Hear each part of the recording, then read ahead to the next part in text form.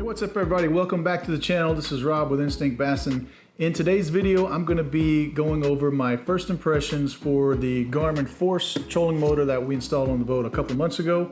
Stay tuned, I think you get some good useful info out of that. Real quick before we get started, be sure to check out the gpsstore.com. They are our partner for the year. They've got some real good deals going on Garmin electronics. For instance, they have these package deals where they'll put together a couple of fish finders and a live scope unit and then get you a great deal on that. So be sure to check them out. Again, that's at gpsstore.com. All right, so first let's go ahead and talk about my first impressions on this unit. And I do have my notes here with me, so if you see me looking down, that's why. But so I upgraded a couple months ago from a Minn Kota Fortrex trolling motor, which was a great trolling motor, but it was 24 volt, cable steered, and it was an 80-pound thrust trolling motor. So none of the bells and whistles that this unit has. So I just want to put that out there, that's kind of the basis for my comparison that I'm using. I'm currently going with a 36 volt lithium ion battery to power this. It's a 50 amp hour ionic lithium battery that I have in the back that I did show in that install video, so be sure to check that out. I'll be sure to link that right here if you want to check that video out as well. Okay, so I'll start out by giving just my overall first impressions of it. For one, it's an extremely solid unit. I'm very impressed with just how solid it feels. There's no rattles, nothing, no bolts coming loose or anything like that. It operates very smoothly. It's very powerful, smooth to deploy, and it's definitely a big upgrade from the Fortrex that I had earlier. So if you're looking at going from one of those non-spot lock cable steered trolling motors such as the Fortrex to something like this, it's definitely a big upgrade. I'll definitely say that as well. It's super easy to deploy and stow. And so my overall first impressions of it are, I like it a lot. There are a couple of things that I would caution you on as you move forward though, and I'll touch on those here in just a few minutes. All right, so let's go ahead and get into the trolling motor itself and all the accessories and stuff that it comes with. So the first thing I'm going to talk about is the foot pedal. So the foot pedal, like the motor itself, is extremely solid. It's very easy to operate and it fits well in the recessed compartment. It is a little bit lower profile than what I'm used to, which I think is great because it actually helps clear some of the fish finder mounts that I have on here. So my foot no longer hits those fish finder mounts, which it did a little bit on the old trolling motor. I can't tell you whether it's better for my back or not, or feet or anything like that yet. I haven't really noticed a difference in that, but it is definitely a lower profile than the Fortrex was. You can operate the foot pedal on either battery or power from the boat itself. So I went with the battery option just because it'll last up to a year and it was cheaper, it was easier. Haven't had any issues with that so far. It is easy to hit the two buttons that are on either side of the trolling motor, those being the heading lock and the spot lock. The first time I took it out, I noticed I was hitting that heading lock button a few times accidentally, and then so I was going to turn the trolling motor and I would accidentally hit that heading lock, and so the trolling motor would then want to keep going forward in the same direction. So that got kind of annoying. Luckily Garmin put in a way to disable that button, and you do that just by tapping on it 6 times in a row pretty quickly. I did that and it disabled it, and I haven't had any issues with that since. So if that's something you're having issues with, or if you're looking at getting this trolling motor, just keep that in mind that you can disable that function. I don't know that you can disable the spot lock function because that's not something that I want to do anyway, and so I haven't messed with that at all. And for some reason I don't really hit that one accidentally anyway. So, but the heading lock one I did, so you can disable that.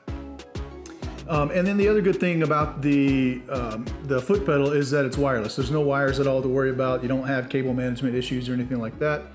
And so it just keeps everything nice and clean. So the foot pedal is definitely a thumbs up in my opinion.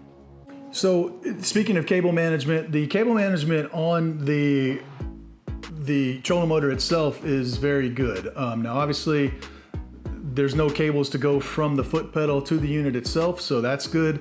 But if you want to run live scope or a transducer or something on the bottom, there are 2 channels on either side of the trolling motor that just make running cables back through it very nice.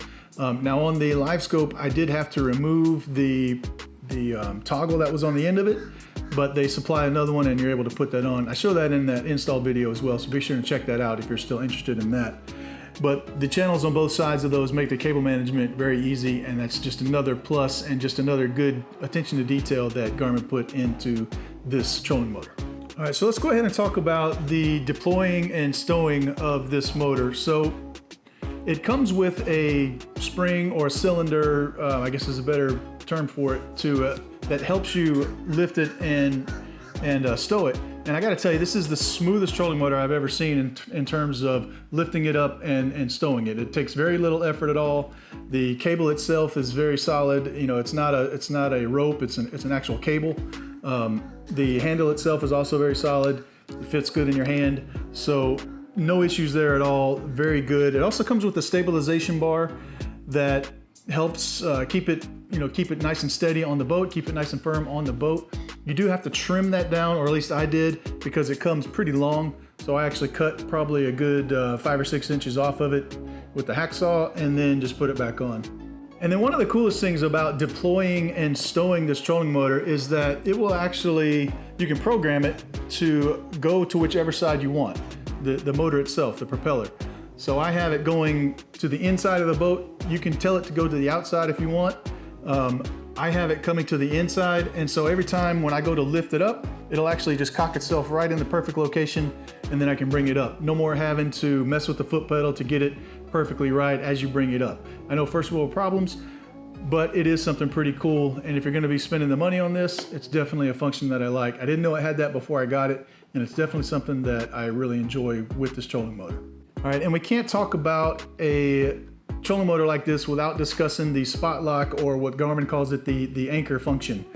Now, I will say that it works very well. It works just like it should. If you are coming up to a spot, you stop, and then you hit the spot lock, and you want to keep fishing, it works great doing that. If you catch a fish and you hit the spot lock or anchor, and you want to take the fish off, it'll keep you right in place. No issues with that at all. It works just like it should.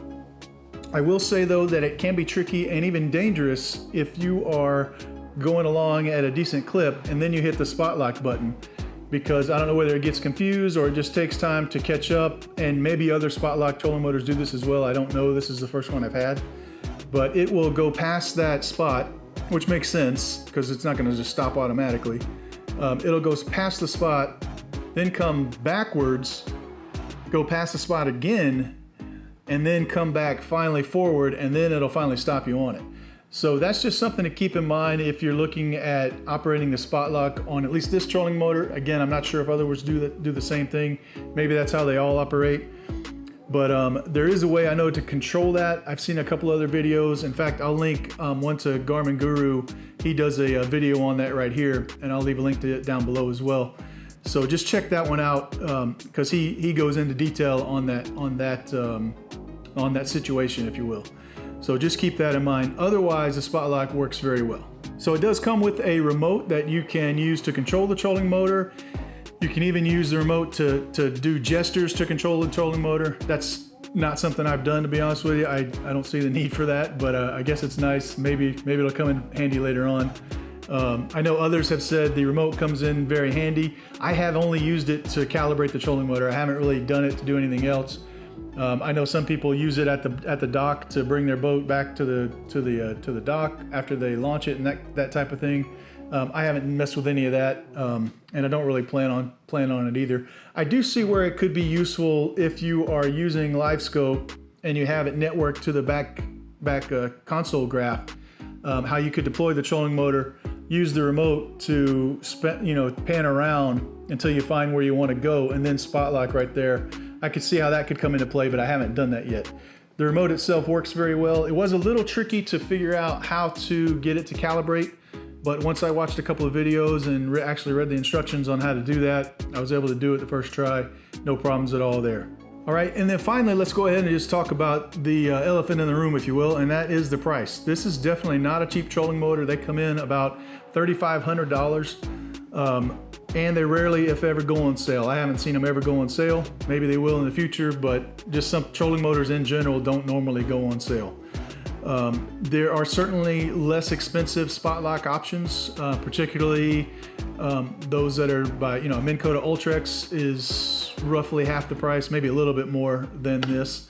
And then there's the Tarova options, those and all that. Those are certainly cheaper. At any rate, it's definitely not a cheap trolling motor. It's $3,500. And so if that's something that is going to be a deterrent, just keep that in mind when you're looking at it.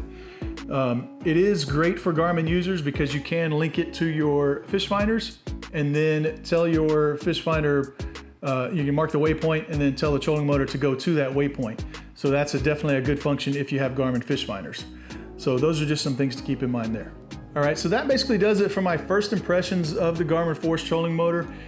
Exceptional unit so far. The only issues I have are the spot lock drift when you're moving, and then the price itself is pretty expensive. It was also a little bit easy to hit those buttons on either side of the foot pedal, but there's a way around that. And so overall, I'm very impressed with it. I like it a lot. I haven't had any issues at all with power or steering or anything like that.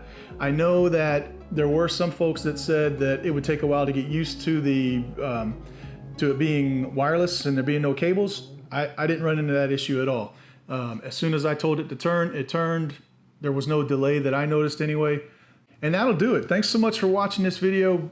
Be sure to check out the GPSstore.com if you're looking for marine electronics. They're great folks. They'll walk you through it, help you out with what you need, and it'll help the channel out as well.